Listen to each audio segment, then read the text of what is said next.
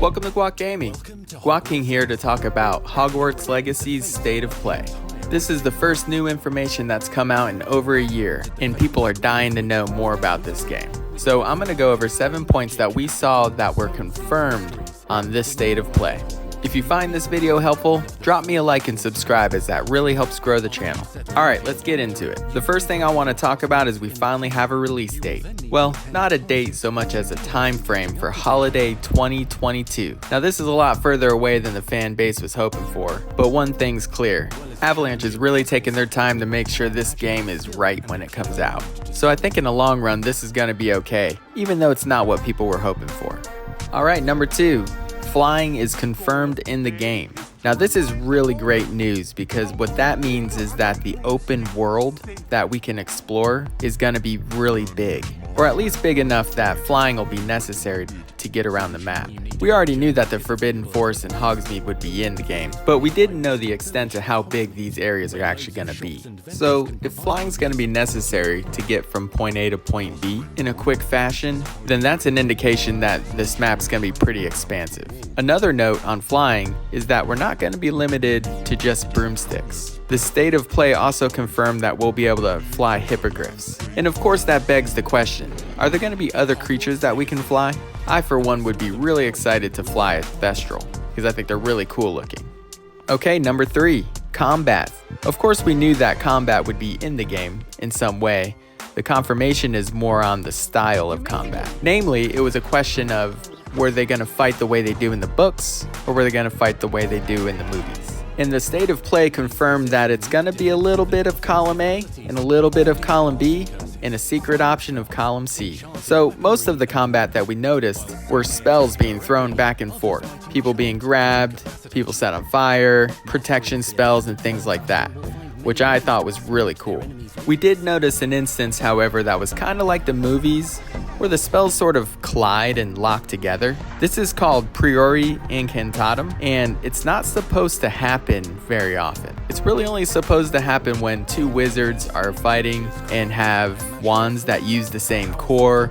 It's extremely rare in the books and was very unique when it happened between Harry and Voldemort. And the developers have talked a lot about utilizing the lore of the Harry Potter world. And I would be pretty disappointed if that becomes a big part of the combat in this game. Now, to be fair, we only saw Priori Incantatum once in the State of Play, and we saw a ton of other types of combat. So it's very possible that that happens in the storyline, and it actually is two wands sharing the same core, and it actually is supposed to be unique and rare. So we'll have to wait and see how that plays out. But the little bit of column C that I wasn't anticipating and thought was really cool are the use of potions and plants in combat. There are moments where your character can be seen holding a potion in one hand and wand in the other.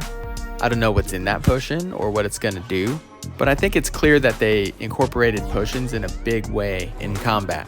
And another thing that I thought was really cool is the use of plants in combat. There's even a point where the character can be seen pulling a mandrake out of a pot to petrify the enemies and then putting the mandrake back up. I think that's really awesome and love the way that that's incorporated. There also seems to be a really big focus on countering, so that's probably going to be key to anybody's combat style. But with all of the different elements there seems to be to fighting, I think each player is going to mix and match how they want to incorporate spells, plants, potions, and the combinations of them all to fit their own play style. So no two players will probably have the same exact fighting style, which is really awesome. We also noticed that there was no HUD on the screen. They likely just disabled it for the sake of presentation, but I am curious as to whether they're going with the Ghost of Tsushima type of minimal to no HUD style in the game. So we'll have to wait and see on that as well. Alright, number 4. We knew that there would be character customization to some degree, but it looks like they've actually gone through a lot of work to make the character customization pretty big.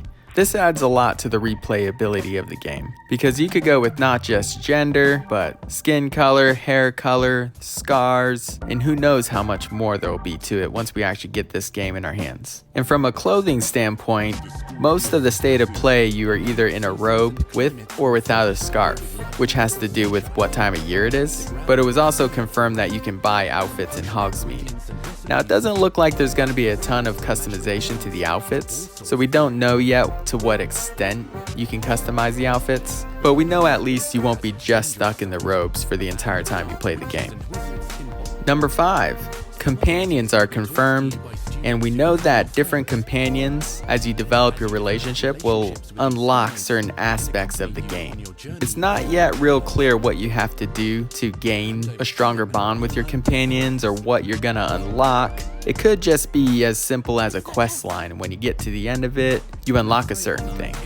But it could also be that you actually have to spend time and do activities with your companions to gain their trust and create a stronger bond with them. I think it would be really cool if it wasn't as simple as a linear quest line and you can actually take companions out to Hogsmeade and grab a butterbeer with them. Stuff like that would really increase the immersion of the game. And this is a world that I'm really looking forward to getting immersed in. Number 6, the Room of Requirement is in the game, and it looks like your main character was using it as a hub long before Dumbledore's army moved in. We're probably only seeing a small amount of what this room can be used for, but the main character can be seen sowing seeds and harvesting plants for potions and even crafting. But the main thing inside the Room of Requirement that seems really awesome brings us to number 7.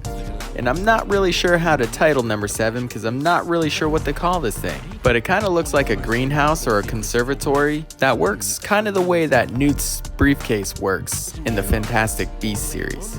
Because when you go inside, it seems to bring you to a whole new world that's fully customizable. I have so many questions after seeing this area, and I can't wait to get my hands on this game and start exploring the possibilities. But Avalanche does seem to indicate that the creatures that you see that are corrupted out in the open world can be caught and brought back to their original selves, and I believe this space will have something to do with it. But there's clearly a ton of stuff that can be done around here, and we're just gonna have to wait and see what it all means. But that's all I got for you on this one. So if you enjoyed this video, consider buying me a coffee, and like and subscribe for more Hogwarts Legacy content. Next time you bring the chips, because I got the guac.